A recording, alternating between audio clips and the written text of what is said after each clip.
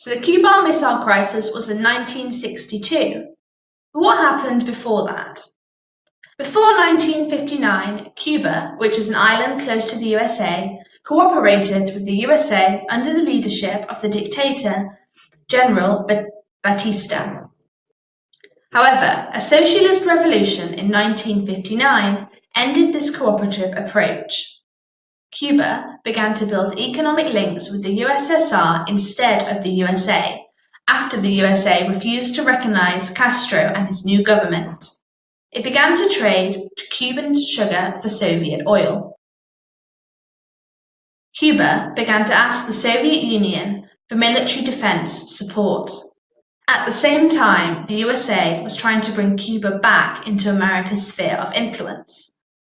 The USA would not recognize the government under Fidel Castro, who was the revolutionary who took power in 1959, and the CIA, which is the Central Intelligence Agency, unsuccessfully tried to assassinate him. The CIA convinced American President J.F. Kennedy that they needed to invade Cuba. At the Bay of Pigs on the 17th of April 1961, America invaded Cuba. The CIA told Kennedy that the invasion would look like a Cuban revolt. It would be carried out by trained Cuban exiles and old-style, disguised US planes. The USA believed Castro's control of the island was weak. So, the 1,400 US-backed soldiers were met by an army of 20,000 Cubans. So, the US-backed Cuban exiles surrendered as they were outnumbered.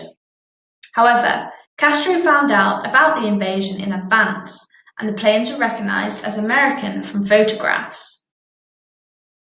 So what were the consequences of this invasion? The incidents ended the chances of a good relationship between Cuba and the USA. Fidel Castro's communist rule of Cuba was there to stay. The USA was totally discredited because it supported illegal acts, i.e., an armed rebellion against a country's government. Kennedy was embarrassed and his position was also weakened.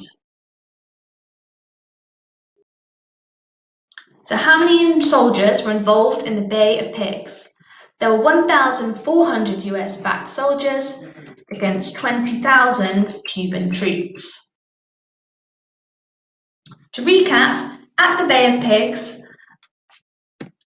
in April 1961, America invaded Cuba.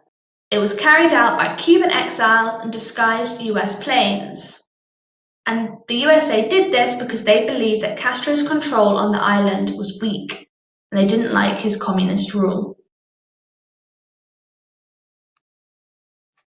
In October 1962, the USA discovered Soviet missile sites on Cuba. Cuba had allowed the Soviet Union to put missiles there to act as a deterrent to stop the USA from attacking Cuba again. There was panic in the USA when the public learned about the missile sites in Cuba.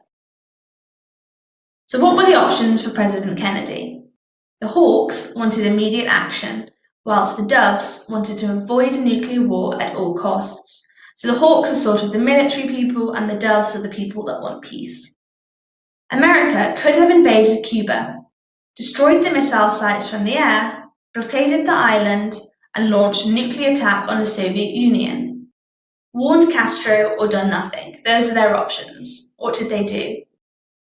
On the 20th of October 1962, President Kennedy decided not to attack Cuba. Instead, he blockaded the island in what was called a quarantine zone. This would stop more Soviet missiles arriving in Cuba. However, the Soviets ignored the blockade.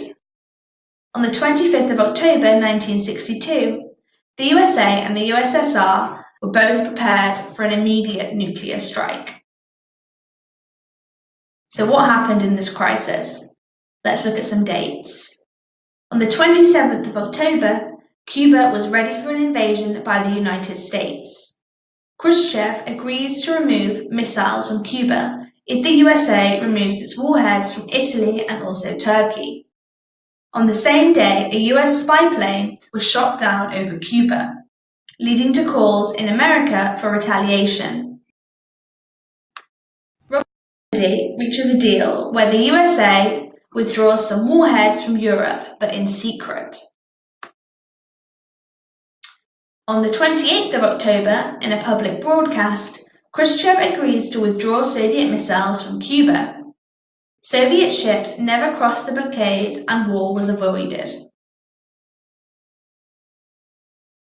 So the Cuban Missile Crisis ended when Khrushchev agreed to withdraw Soviet missiles from Cuba. To recap all of this, in October 1962, the USA discovered Soviet Union missile sites on Cuba, and Kennedy had various options. Let's take a look at those options again. So, America could have invaded Cuba, they could have destroyed the missile sites from the air, they could have launched a nuclear attack on the Soviet Union, they could have warned Castro, or they could have done nothing, or they could have blockaded the island, which is what they decided to do.